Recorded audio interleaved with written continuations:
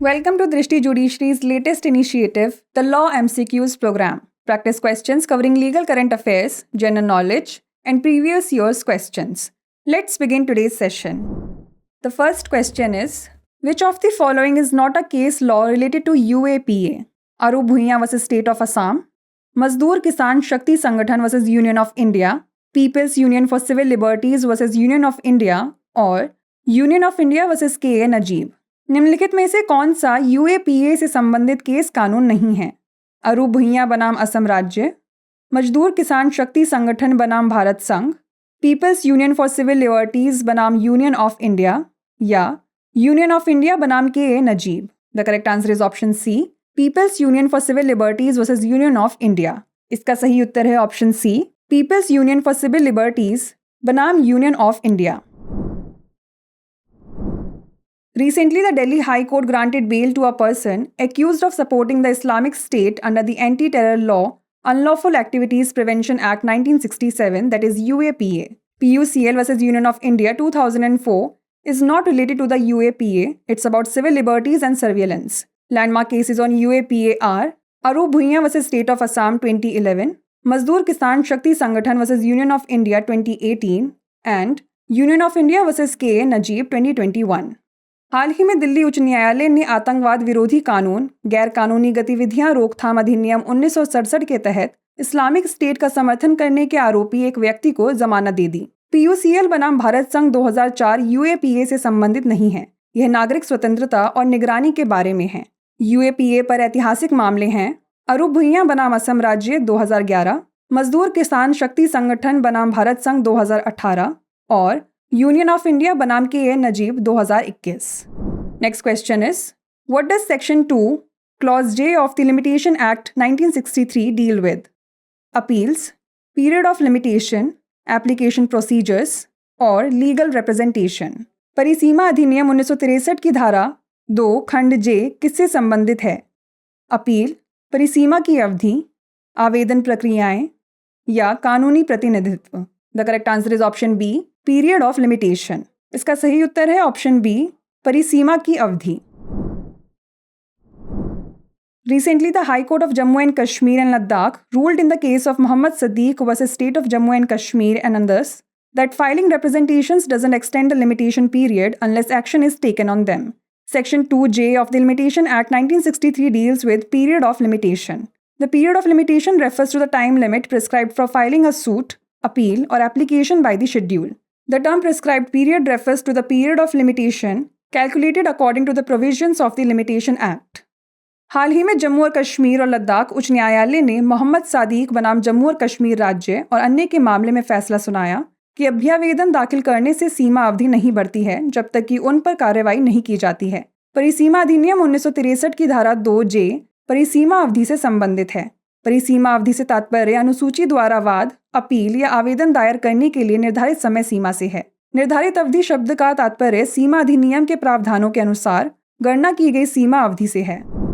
Next question is, what does the term lis pendens mean in the doctrine of lis pendens?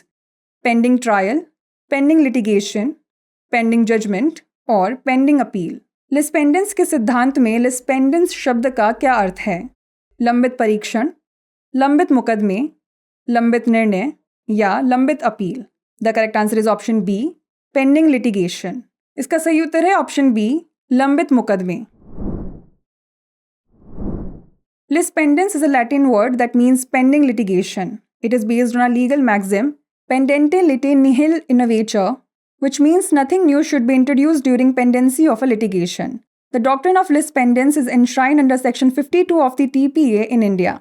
lis pendens एक Latin शब्द है जिसका अर्थ है लंबित मुकदमा. यह एक कानूनी कहावत पेंडेंटे लिटे निहिल इनोवेचर पर आधारित है, जिसका अर्थ है कि मुकदमे के लंबित रहने के दौरान कुछ भी नया पेश नहीं किया जाना चाहिए. भारत में टीपीए की धारा 52 के अंतर्गत lis pendens का सिद्धांत निहित है. Next question is, which of the following articles of the Indian constitution deals with the speaker of the Lok Sabha? Article 91, article 92, article 93 और आर्टिकल 94. भारतीय संविधान का निम्नलिखित में से कौन सा अनुच्छेद लोकसभा के अध्यक्ष से संबंधित है? अनुच्छेद 91, अनुच्छेद 92, अनुच्छेद 93 या अनुच्छेद 94.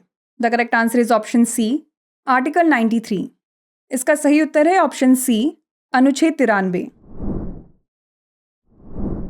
Article 93 of the Constitution of India 1950 deals with the Speaker of the Lok Sabha. It states that the House of the People shall, as soon as may be, choose 2 members of the House to be respectively Speaker and Deputy Speaker thereof, and so often as the officer of Speaker or Deputy Speaker becomes vacant, the House shall choose another member to be Speaker or Deputy Speaker as the case may be. Bharat के संविधान 1950 का अनुच्छेद 93 लोकसभा अध्यक्ष से संबंधित है। इसमें कहा गया है कि लोकसभा जितनी जल्दी हो सके सदन के 2 सदस्यों को क्रमशः अध्यक्ष और उपाध्यक्ष के रूप में चुनेगी, और जब भी अध्यक्ष या उपाध्यक्ष का कार्यालय खाली हो जाता है तो इस मामले में सदन किसी अन्य सदस्य को भी अध्यक्ष या उपाध्यक्ष के लिए चयनित कर सकता है। The last question is, in which transfer right to enjoy such property transfer?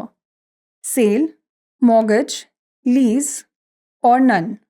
किस हस्तांतरण में ऐसी संपत्ति हस्तांतरण का आनंद लेने का अधिकार, बिक्री, गिरवी रखना, पट्टा या कोई नहीं? The correct answer is option C, lease. इसका सही उत्तर है ऑप्शन सी, पट्टा। As per the section 105 in the Transfer of Property Act 1882, a lease of immovable property is a transfer of a right to enjoy such property made for a certain time, express or implied, or in perpetuity, in consideration of price paid or promised, or of money, a share of crops, service, or any other thing of value, to be rendered periodically or on specified occasions to the transferor by the transferee, who accepts the transfer on such terms. संपत्ति हस्तांतरण अधिनियम 1882 की धारा 105 के अनुसार अचल संपत्ति का पट्टा ऐसी संपत्ति का आनंद लेने के अधिकार का हस्तांतरण है जो एक निश्चित समय के लिए व्यक्त या निहित या शाश्वत रूप से भुगतान की गई या वादा की गई कीमत या धन, फसलों का हिस्सा, सेवा या किसी अन्य मूल्यवान वस्तु के बदले में किया जाता है, जो हस्तांतरिती द्वारा हस्तांतरणकर्ता को समय समय पर या निर्दिष्ट अवसरों पर प्रदान किया जाता है, जो ऐसी शर्तों पर हस्तांतरण को स्वीकार करता है। Before we wrap up, here's a question for you. Who appoints Attorney General of India? Supreme Court, President, High Court और Parliament? भारत के अटॉर्नी जनरल की नियुक्ति कौन करता है? सुप्रीम कोर्ट, अध्यक्ष, उच्च न्यायालय या संसद? इसका उत्तर हमें कमेंट सेक्शन में ज़रूर भेजिएगा। ऐसी और वीडियोस देखने के लिए लाइक, शेयर और सब्सक्राइब करना ना भूलें। धन्यवाद।